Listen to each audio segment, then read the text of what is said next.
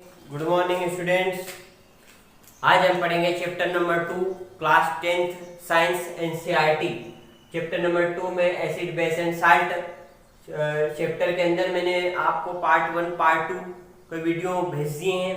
आज हम पढ़ेंगे पार्ट 3। पार्ट 3 में देखेंगे हम what happened to an acid और बेस इन वाटर सॉल्यूशन, यानी एसिड और बेस वाटर के सॉल्यूशन में किस प्रकार से क्या होता है जब हम वाटर में एसिड और बेस को मिलाते हैं। ठीक है, तो इसके लिए हम एक एक्टिविटी करते हैं। क्या करते हैं? एक्टिविटी के लिए हम एक टेस्ट ट्यूब लेते हैं। इस टेस्ट ट्यूब के अंदर हम कुछ ड्राई सोडियम क्लोराइड लेते हैं। क्या लेते हैं? Dry sodium chloride. Dry sodium chloride हमने इसमें ले लिया, यानी NaCl हमने इसके अंदर ले लिया 1 ग्राम ऑफ NaCl हमने यहाँ पर dry test tube.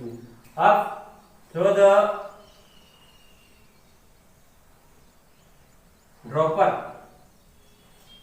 The dropper हम इसमें ऐड करेंगे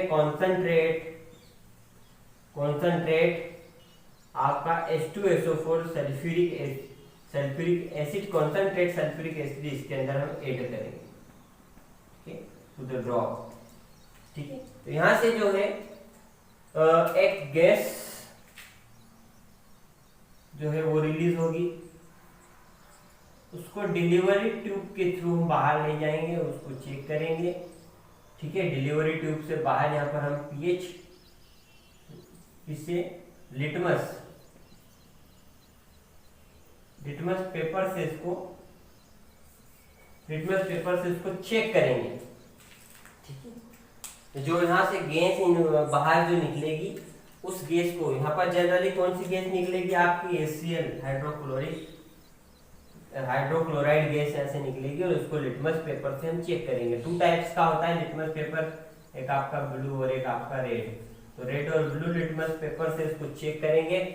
ठीक है, यदि एटमॉस्फेयर में ह्यूमिडिटी है यानी नमी है तो हम यहाँ पर कैल्शियम क्लोराइड की ड्राई ट्यूब का यूज करेंगे। किसका यूज करेंगे? कैल्शियम क्लोराइड की ड्राई ट्यूब का यूज करेंगे यदि एटमॉस्फेयर में ह्यूमिडिटी है तो। ठीक है, यदि ह्यूमिडिटी नहीं है तो लिटमस पेपर से ब्लू रेड से हम इसको चेक कर लेंगे। ठीक है, तो चेक करने पर हम यदि यहाँ पर इसको चेक करते हैं, इस गैस को चेक करते हैं, तो यहाँ पर क्या होता है कि ये जो गैस यहाँ से रिमूव होती है, निकलती है हाइड्रोक्लोराइड गैस, इसको 2 प्रकार के रेड और ब्लू से चेक करेंगे और वो भी एक ड्राई होगा। ठीक है, ड्राई और एक मॉइस्ट लिटमस पेपर यानी नमी वाले और सूखे वाले से इसको चेक करेंगे। जो गैस यहाँ से निकल रही है हाइड्रोक्लोराइड गैस जो निकल रही है उसको एक सूखे और एक मॉइस्ट यानी नमी वाले आपके लिटमस पेपर से चेक करेंगे। यदि हम ड्राई वाले से चेक करते हैं तो कोई भी इफेक्ट नहीं पड़ता है लिटमस पेपर पे कोई भी इफेक्ट नहीं होता है यदि हम ड्राई वाला लिटमस पेपर यूज करें तो। लेकिन जब हम मॉइस्ट वाला लिटमस पेपर यूज करते हैं तो वहां पर ये जो गैस है वो इस लिटमस पेपर को ब्लू से रेड में कन्वर्ट कर देती है। ब्लू से रेड हो जाता है लिटमस पेपर जब हम मॉइस्ट वाले लिटमस पेपर का यूज करते हैं तब, यानी नमी वाले लिटमस पेपर का मॉइस्ट लिटमस पेपर का यूज करते हैं तो ये जो ब्लू से रेड कर देती है। यानी इससे हमें ये पता चला, आइडेंटिफाई हमने ये किया कि जो अम्ल HCl क्या है? This is acid. तो एसिड जो है वो एसिड का बिहेव कब करेगा? यानी जब उसमें वाटर एडेड होगा, यानी मॉइस्चर होगा या वाटर एड होगा। ठीक है, तो मॉइस्चर यानी क्या है? उसमें वाटर एड है। यानी हम यहाँ पर कह सकते हैं कि HCl जो है वो H2O वाटर ऐड करेंगे तो उसमें क्या बनेगा? आपका H3O प्लस और क्लोरीन माइनस, यानी यहाँ पर क्या बनेगा? H3O प्लस, यानी एक H प्लस आयन यहाँ पर प्रोड्यूस हो रहा है। यानी यहाँ पर क्या हो रहा है? हाइड्रोजन प्लस आयन प्रोड्यूस हो रहा है। यदि हम उसमें पानी ऐड करते हैं या वाटर ऐड करते हैं तो, यानी हमें क्या पता चला कि यदि एसिड में वाटर ऐड किया जाए तो उससे H प्लस आयन प्रोड्यूस होते हैं। ठीक है, कौन से आयन? H प्लस आयन यहाँ पर प्रोड्यूस होते हैं यदि वाटर एसिड में ऐड किया जाए तो। ठीक है, तो ये तो हमें पता चला किससे? कि जब हम एसिड में वाटर ऐड करते हैं तो H+ आयन प्रोड्यूस होते हैं, ठीक है। लेकिन अब आता है बेस, ठीक है। एसिड तो हमने देख लिया, बेस यहाँ पर कोई भी ले लेते हैं, NaOH, यानी हमने बेस लिया, इसमें हमने वाटर ऐड किया H2O, ठीक है। तो यहाँ पर जाएगा आपका Na+ और आपका OH-। तो यहाँ पर हम देखते हैं कि जब हमने एसिड में वाटर ऐड किया तो H+ आयन प्रोड्यूस हुए, और जब NaOH में आपने ये क्या है, बेस के अंदर आपने यदि वाटर ऐड किया तो यहाँ पर OH- आयन प्रोड्यूस होते हैं, ठीक है। तो हमें पता चला कि एसिड के साथ वाटर H+ आयन प्रोड्यूस करता है और बेस के साथ वाटर OH- आयन प्रोड्यूस करता है, यानी कोई जो सॉल्यूशन है उसमें OH- आयन है तो वो क्या है, बेस है, और कोई सॉल्यूशन में H+ आयन है तो वो क्या है, एसिड है, ठीक है। यहाँ पर हमें पता चला कि किस प्रकार से एसिड और बेस का जो वाटर सॉल्यूशन है उसके अंदर एसिड के अंदर H+ आयन होते हैं और बेस के अंदर OH- आयन प्रेजेंट होते हैं। अब हम क्या देखेंगे, what is involve when water is mixed with in acid और बेस। यदि हम वाटर को एसिड और बेस में मिक्स करें तो क्या होगा, ठीक है। तो हम वाटर को एसिड और बेस में मिक्स नहीं कर सकते, ठीक है, बट हम एसिड और बेस को वाटर में मिक्स कर सकते हैं। लेकिन वो भी कैसे करना है आपको मिक्स। मान लो कि टेस्ट ट्यूब है, आपको इसके अंदर वाटर है, क्या है यहाँ पर, वाटर है, ठीक है। इस टेस्ट ट्यूब में क्या भरा हुआ है, वाटर। अब वाटर है, अब इसमें आपको एसिड और बेस मिक्स करने हैं, तो हम एसिड और बेस को इसके अंदर मिक्स करें, लेकिन थ्रू द वॉल। कैसे करना है, थ्रू द वॉल यानी आपको यहाँ से डालना है दीवार के सहारे, ठीक है। दीवार के सहारे, इसकी वॉल के सहारे आप उसमें ऐड कर सकते हो, और उस समय जब आप ऐड करते हो तब इसको आपको क्या करना है, स्टीयर इसको लगा दे, स्टीयर ने आपको इसको क्या करना है, घुमाना, इसको हिलाते रहना है, ठीक है, शेक करना है, इसको शेकिंग करते हुए आपको मिलाना है। यदि हम डायरेक्ट इसके अंदर मिला दे, तो डायरेक्ट मिलाने से क्या होगा कि यहाँ पर हाईली एक्सोथर्मिक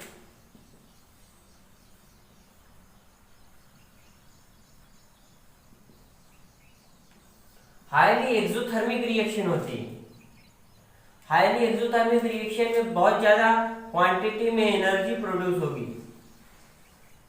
और वो एनर्जी प्रोड्यूस होगी, और वो हीट जो है, वो एनर्जी जो है वो बाहर निकलकर इंजरी कॉज कर दे सकती है, यानी हमें नुकसान पहुंचा सकती है, जिससे हम बर्न भी हो सकते हैं, जल भी सकते हैं। तो इसलिए हमेशा इसको ऐड करते समय हमें ध्यान रखना है कि कैसे ऐड करें। हम क्या करें, वाटर के अंदर एसिड और बेस को ऐड करें, ना कि एसिड और बेस के अंदर वाटर को ऐड करें, ठीक है। हम क्या करें कि वाटर के अंदर एसिड बेस को ऐड करें, ठीक है, वो भी धीरे धीरे, स्लोली थ्रू द वॉल, यानी दीवार के सहारे हमें डालना है, लगातार हमें शेकिंग करनी, हिलाते रहना है। कभी कभी ये जो कांच होता है, टेस्ट ट्यूब होती है, ये भी टूट जाती है, क्योंकि यहाँ पर क्या होता है, हाईली एक्सोथर्मिक रिएक्शन होती है। यदि हम इसमें डालें और उसके बाद में इसको टच करके देखें तो हमें पता चलेगा कि ये जो है वो क्या हो जाती है, गर्म हो जाती है। गर्म इसलिए हो जाती है क्योंकि एक्सोथर्मिक रिएक्शन हो रही, तो एक्सोथर्मिक रिएक्शन के कारण यहाँ पर ये गर्म हो जाएगी, ऊर्जा एनर्जी निकलेगी, ठीक है। तो इसलिए हमेशा वो एडवाइस दी जाती है कि हम सिर्फ वाटर में एसिड और बेस को ऐड करें, ना कि एसिड बेस में वाटर को ऐड करें, ठीक है। तो ये होता है जब हम इस वाटर के अंदर एसिड और बेस को ऐड करते हैं, क्या होता है, हाईली एक्सोथर्मिक रिएक्शन होती है, जिससे जो है वाटर जो है वो उसके अंदर जो है टेस्ट ट्यूब या फिर जो भी पॉट है उसके अंदर एनर्जी प्रोड्यूस होती है, ठीक है। इसके अलावा जो है वो डाइल्यूशन भी होता है, ठीक है। डाइल्यूशन यानी जो है उसका जो वॉल्यूम है उसमें जो है आयन जो है वो उनकी क्वांटिटी क्या हो जाती है, कम हो जाती है, ठीक है, यदि वाटर ऐड कर देते हैं तो, ठीक। तो वो क्या होता है, उससे होता है आपका डाइल्यूशन होता है। क्या होता है, डाइल्यूशन यानी जो आयन का जो कॉन्सेंट्रेशन है वो क्या हो जाता है, कम होता जाता है, ठीक है। आयन आपके कौन कौन थे, प्लस आयन या आपका OH- आयन कॉन्सेंट्रेशन कम होने लगता है यदि आप पानी ऐड करते हो, वाटर ऐड करते हो तो, ठीक है, तो ये होता है। अब इसके बाद हम देखते हैं और आगे। अब हम देखते हैं हाउ स्ट्रॉन्ग आर एसिड और बेस सॉल्यूशन, यानी एसिड और बेस के सॉल्यूशन कितने स्ट्रॉन्ग होते हैं। तो हम इसके पहले ये बता सकते थे कि कोई गिवन सॉल्यूशन है वो एसिड है और बेस है, किसके थ्रू बता सकते थे, थ्रू द लिटमस पेपर। यानी लिटमस पेपर के थ्रू हम ये बता सकते थे कि हाउ आर एसिड और बेस, यानी वो एसिड है या बेस है, हम ये बता सकते थे। लेकिन यदि आपको बोला जाए कि ये कितना एसिडिक है, ठीक है, और कितना बेसिक है, ये नहीं हम बता सकते, हम सिर्फ ये बता सकते थे कि एसिड और बेस। लेकिन अब हम एक पीएच स्केल होता है, क्या होता है, पीएच स्केल। इस पीएच स्केल के through P for power, H for hydrogen, power of hydrogen के थ्रू हम इसको बता सकते हैं, पीएच स्केल के थ्रू हम बता सकते हैं कि सॉल्यूशन जो है वो कितना एसिडिक है और कितना बेस है, यानी वो स्ट्रॉन्ग एसिड है या वीक एसिड है, या स्ट्रॉन्ग बेस है या वीक बेस है, इसको बता सकते हैं। पीएच स्केल पर जो रीडिंग होती है वो 0 से लगा के 14 तक होती है। ये पीएच स्केल है, इसके ऊपर 0 से लगा के 14 तक रीडिंग होती है। जो एक आपका नॉर्मल आपने स्केल देखा होगा 15 सेंटीमीटर का जो आपके पास होता है, वो स्केल में वो 0 से लगा के 15 तक वो 15 सेंटीमीटर का होता है। लेकिन यहाँ पर पीएच स्केल जो होता है वो 0 से लगा के 14 तक इसकी रीडिंग होती है। तो यहाँ पर बीच का जो रहता है वो वहां पर का पीएच होता है 7 और उसको बोलते हैं न्यूट्रल। यानी यहाँ पर कोई भी सॉल्यूशन, जिस सॉल्यूशन का पीएच 7 हो वो सॉल्यूशन क्या होगा, न्यूट्रल होगा, ठीक है, ना तो वो एसिड होगा ना ही बेस होगा। तो 0 से 14 तक रीडिंग होती है। यदि हम देखें H प्लस आयन कॉन्सेंट्रेशन, तो उधर से यदि हम इधर आए, यानी 14 से यदि हम 0 तक आए, तो H प्लस आयन कॉन्सेंट्रेशन घटता है, कम होता जाता है, सॉरी बढ़ता जाता है। देखिए आप यहाँ से बढ़ रहा है, यहाँ पर आते जाते बहुत हो गया, यानी H प्लस आयन कॉन्सेंट्रेशन क्या होता है, बढ़ता है, ठीक है। यदि हम 7 से इधर आए, 7 से 6, यदि इधर देखें तो 6 5 4 3 2 1 0, ठीक है। यदि हम 7 से इधर आए तो एसिडिक नेचर क्या होता है, इंक्रीज होता है, यानी एसिडिक नेचर बढ़ता है। यदि कोई पीएच, कोई सॉल्यूशन है, उसका पीएच, कोई सॉल्यूशन उसका पीएच जो है, उसका पीएच 3 है और एक पीएच 5 है, बोलो आपको स्ट्रॉन्ग एसिड है। स्ट्रॉन्ग एसिड क्या है आपका, स्ट्रॉन्ग एसिड सॉल्यूशन नंबर 3, जो सॉल्यूशन नंबर जिसका पीएच 3 है वो स्ट्रॉन्ग एसिड है, और जो सॉल्यूशन जिसका पीएच 5 है वो जो स्ट्रॉन्ग एसिड नहीं, वो वीक एसिड है, ठीक है। तो स्ट्रॉन्ग क्या होगा आपका 3, क्योंकि यहाँ से इधर आओगे तो आपकी एसिडिटी क्या हो रही है, बढ़ रही है, ठीक है। एसिडिक नेचर क्या हो रहा है, बढ़ रहा है। इधर आप इधर से इधर जाओगे तो एसिडिक नेचर क्या होता है, घटता जाता है, बेसिक नेचर बढ़ता जाता है।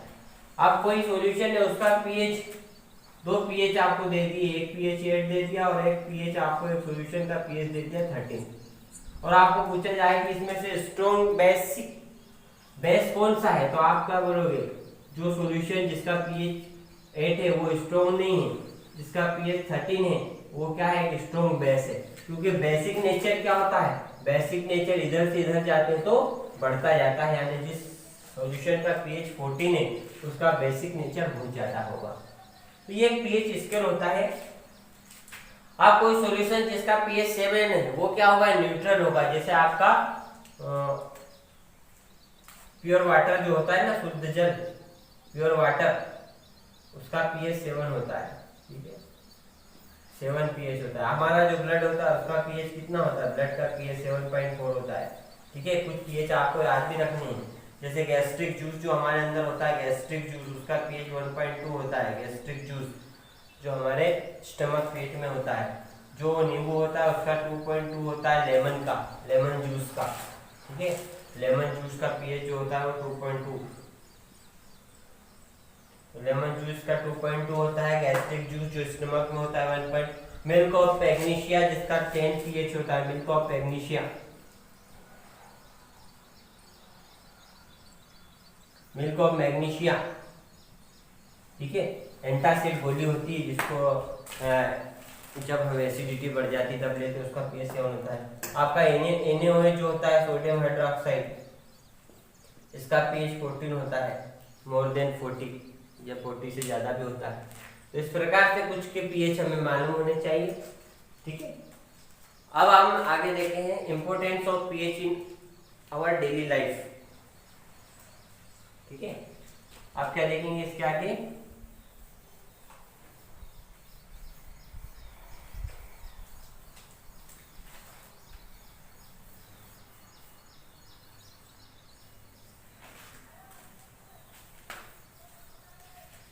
importance of